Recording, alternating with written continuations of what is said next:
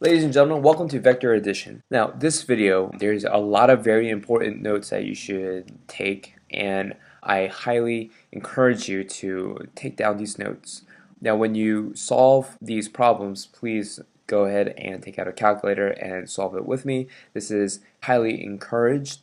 Also, pausing the video so that you can take notes is also highly encouraged. At the end of the video, if there's anything that you did not understand, please comment with questions. Also, rewatching this video, also highly encouraged. The reason for this is up until now, we've been working only in one direction, and now we are going to be working in 2 dimensions, and that makes things about 4 times as difficult. Let's start from the beginning. When we draw vectors, the longer the arrow or the length, that shows you how big the magnitude is. So 12 meters would be a lot longer than, let's say, 1 meter. The angle shows you the direction of the vector. When we draw these arrows, it's best to keep these characteristics in mind. Vector addition is just adding the sum of 2 or more vector quantities. Here's a little warm-up question. If we have a1 plus a2 plus a3, and we know that a1 is going up and to the right, a2 is going down and to the right, and both of these are very small compared to a3, which is going down and to the left, what can we expect the resultant vector to look like? If you said C, good job.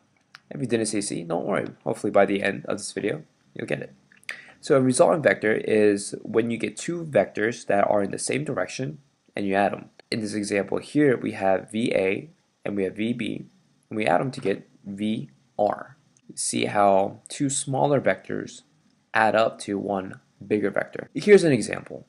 We have 4 meters per second, 8 meters per second, and we have 3 meters per second. Normally, we could just add up these velocities together, and then we should be able to get 15 meters per second. However, because these velocities aren't working together, and then there's an angle involved, we can't just add them all up. We would normally do this if this was in 1 dimension, but because there's more than 1 dimension occurring, the x and the y dimension, we have to use different methods to add the vector. Here are the 2 basic methods. The first one is called the tip-to-tail method, and the second one that we're going to use, I like to call it the component method. Here's how the tip-to-tail method works. If we take a look around the screen, we can see that there are several pictures. We have, in the upper right screen, we have a blue vector that's going down and to the left, 16 meters, and we have 20 meters that's going up and to the right. The tip-to-tail method has it so that you draw your vector and then you get from that tip, the 20 meter tip, you draw your second vector.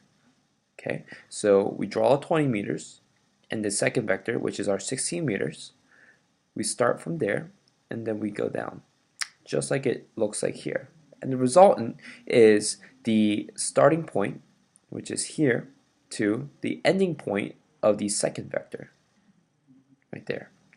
If we take a look over here, if we were to add 12 meters to 9 meters, we would draw the 12 meters first, and where the 12 meter ends, we would begin our 9 meter. Okay, where our 12 meter ends, we would begin our 9 meter, and then we would draw our resultant vector from the beginning of the 12 to the end of the 9. Okay, tip to tail, tip to tail, and tip to tail. Alright, so if you want to pause the video right now and just take these notes, go ahead. When we do tip to tail with 2 vectors, it is very important to keep this in mind right here. Okay, the magnitude of the resultant must be less than the total if you were to just add them up. Because if we were to add 5 plus 2, we would get 7. However, if we were to do the tip-to-tail method, the way triangles work, okay, the longest side cannot be greater than, no, has to be greater, excuse me, than the 2 smaller sides. Okay, so if we were walking 5 meters along this blue path, and then we take a 2 meter detour, that is essentially going from the start of this red path and walking in a straight line, as if we did not make a detour. Okay, so what the red vector represents is the resultant vector, and the blue and the black vectors are the two vectors that we are adding together. Right? Now, when we have three vectors, what we have to do is basically the same steps as if there were only two vectors. We will start off with the blue vector, okay? Draw it, and from where the blue vector ends, we start our green vector, and draw it. Where our green vector ends, we draw our black vector. And then we go all the way back to the beginning, from where the blue one started, and then we draw a straight line to where the black one ended. That is basically what we covered as displacement. Okay, that's how you do it with three vectors. Now you would do the same process with 3, 4, 5, 6, 7, etc. vectors. Now, whenever there's a opposite of a vector, for example, if we said that v, or this blue vector, is 17 meters per second up and to the right, anything that is negative of that is the opposite. So the opposite of right is left, and the opposite of up is down. So if we just put a negative in front of the value, that just flips the entire vector. Okay. However, the magnitude, aka the number, remains the same, or the size of the vector remains the same. Here's the way that we can do it using components. So vectors and trig. If you haven't watched the trig video yet, pause this video, watch the trig video before we start this. A vector can be broken down into x and y components. So if we take a look at this picture, we see the blue vector v, and I broke it down into the x and y components, and you'll notice it makes a right triangle. So in this scenario, we're going to call the y vector the opposite side, and the x vector will be the adjacent side. Here's a little caveat. This is not always the case. Okay, this will not always be the case. And an instance of that is if the vector is on an angle or is pointed in awkward, weird directions. If I wanted to find the value for the adjacent side, we have the hypotenuse, we have the angle, and we want the adjacent side. So we're going to use the cosine, or ka. Okay, cosine of theta is equal to adjacent over, in this case the hypotenuse is v. And then we will multiply both sides by the velocity to get velocity. Cosine theta is equal to adjacent. Plug that into our calculator and we'll get a value.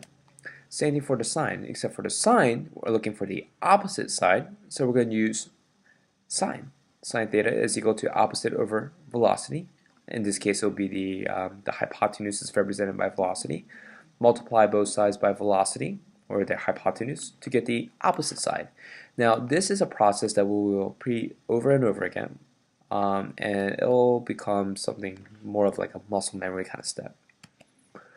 So if we were to add 10 newtons to 5 newtons, and we can say that the 10 newtons is at 30 degrees north of east. Okay, 30 degrees north of east.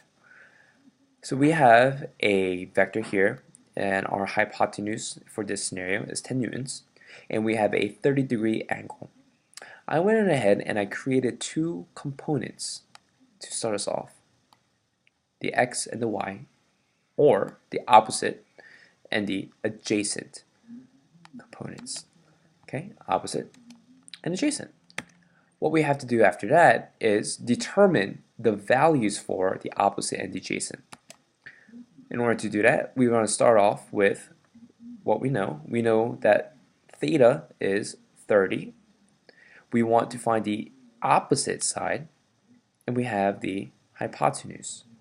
So sine of 30 is equal to opposite over the hypotenuse 10. I'm going to multiply both sides by 10 to get 10 sine of 30, aka 5 newtons. So this side is 5 newtons. And let's do the same for the adjacent side. Now for the adjacent side, we're not going to use sine. Remember, ka, cosine, adjacent, hypotenuse. So we have the cosine of theta is equal to adjacent over hypotenuse. Cosine of 30 is equal to this adjacent side over the hypotenuse 10. Multiply both sides by 10 to get 8.66 newtons. What this means is that if I were to have 8.66 newtons pushing in the right direction and 5 newtons pushing in the upward direction, we might as well have been just pushing 10 newtons at 30-degree angles. Okay? Now, we broke this vector down into its x and y components. Now we want to break down this 5 newtons into its x and y components. And you might be scratching your chin and you might be thinking to yourself, well, Mr. Lee, this doesn't look like it's going up or down in the y direction. And if you were thinking that, good job, you're right. The x vector, or component, excuse me, is 5 newtons, and the y component is in fact 0, because it doesn't go up and down. Now, when we do this, here's one simple rule that you must always, always, always remember. You cannot add your x values with your y values. You can only add x values to each other. So if I go back a slide, we have 8.66 newtons, and we have 5 newtons in the x direction. So what I'm going to do is I'm going to add 8.66 with 5 newtons. And those 5 newtons came from here. Okay? These 5 newtons did not come from the red vertical component. Alright? Now, if I were to do this, what you'll see is I created a bigger triangle. This total resultant vector would be 13.66. I added 8.66 to 5. And then our vertical, I added 5 newtons to 0 newtons. And then I used the Pythagorean theorem to calculate the resultant. I did 5 newtons squared plus 13.66 newtons squared is equal to c squared. Plug that into the calculator, and then at the end, square rooted it to get 14.54 newtons. Now at this time, try this on your own. See if you can get the correct answer. However, if you do not get the same values of 5 or 8.66, double check to see if you're in degrees mode. If you're in radians mode, you will get different values.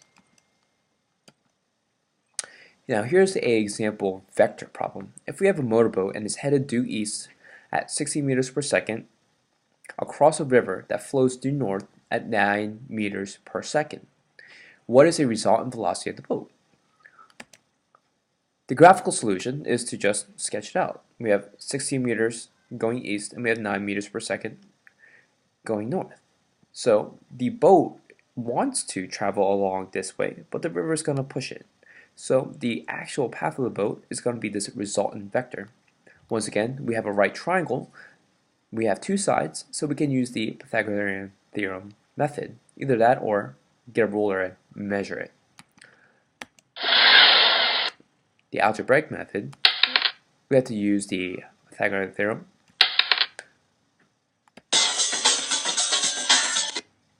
Wonderful. In order to get this angle, we have to use our arc sine, arc cosine, or arc tangents to get the 29 degrees.